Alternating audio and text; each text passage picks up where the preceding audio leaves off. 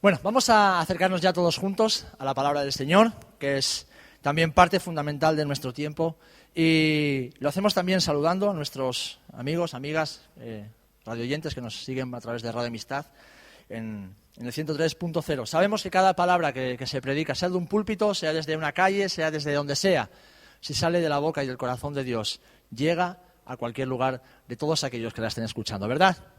Y en esta tarde, aunque nos damos cuenta durante el tiempo de la alabanza muchas veces, ¿verdad, Juan? Cuando la iglesia está más animada, está más activa, o cuando la iglesia viene como hoy, que hay que ir con la... hay que casi inyectar un poco de adrenalina para que los hermanos y las hermanas se levanten. Hoy el Señor ya puso el domingo pasado, nada más terminar el culto, me puso una palabra en el corazón, y es una palabra de aliento. Amén.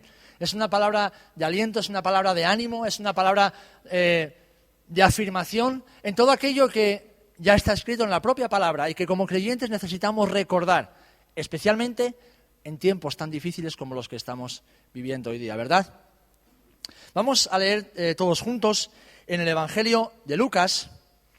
Vamos a ir al capítulo 12, en los versículos 54, 55 y 56. Lucas, capítulo 12, versículos 54, 55 y 56.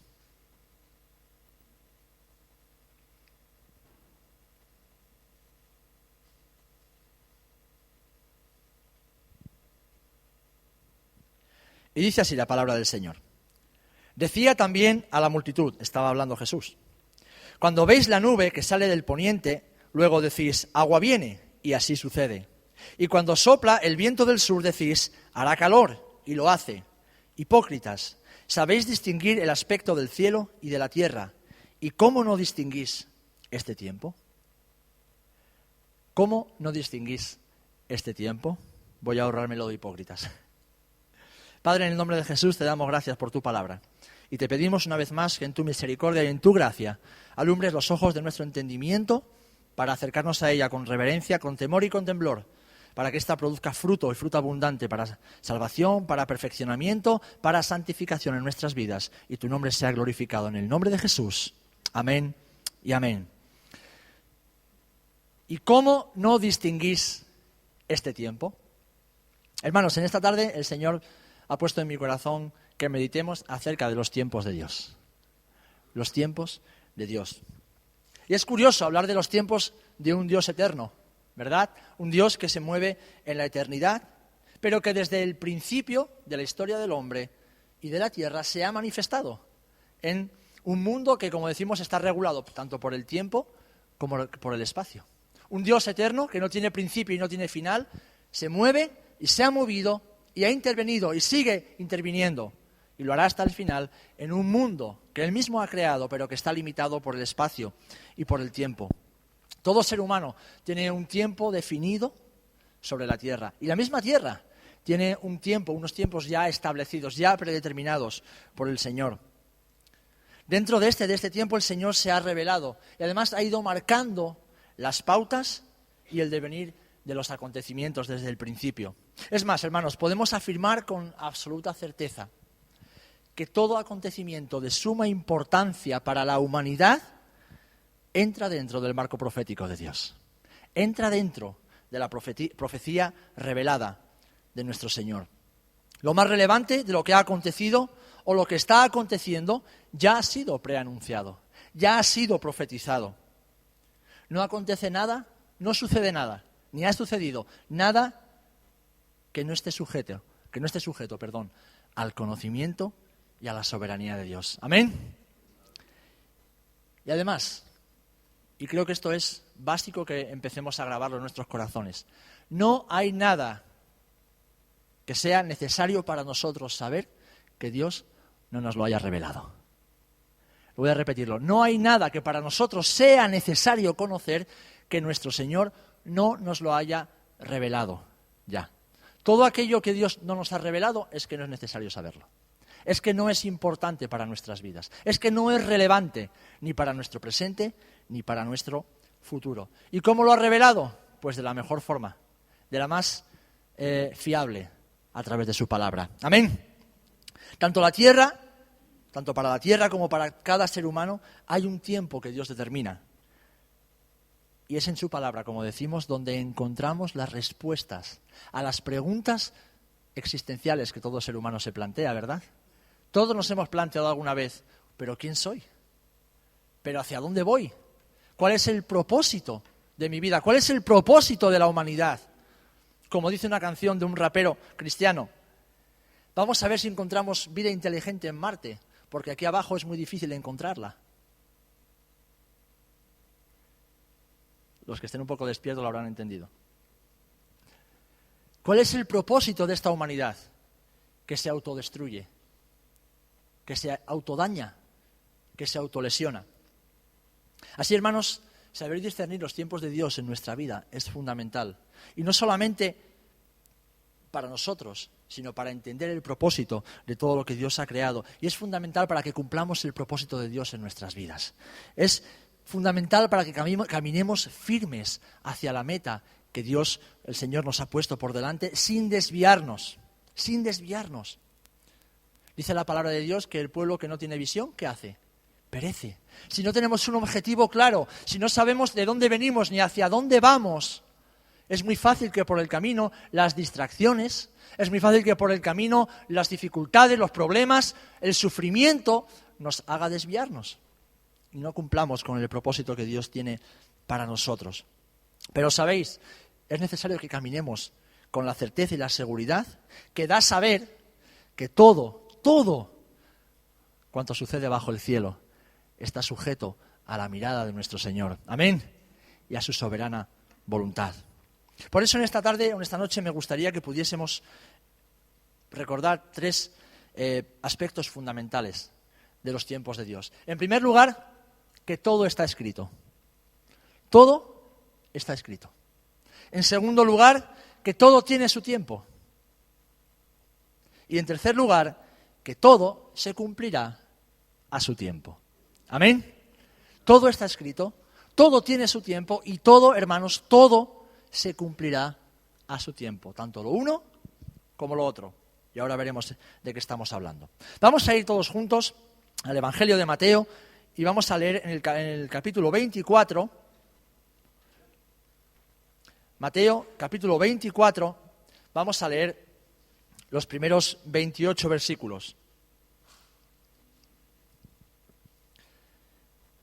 Mateo 24, del 1 al 28, dice así: Cuando Jesús salió del templo y se iba, se acercaron sus discípulos para mostrarle los edificios del templo. Respondiendo él les dijo: ¿Veis todo esto? De cierto os digo que no quedará aquí piedra sobre piedra que no sea derribada.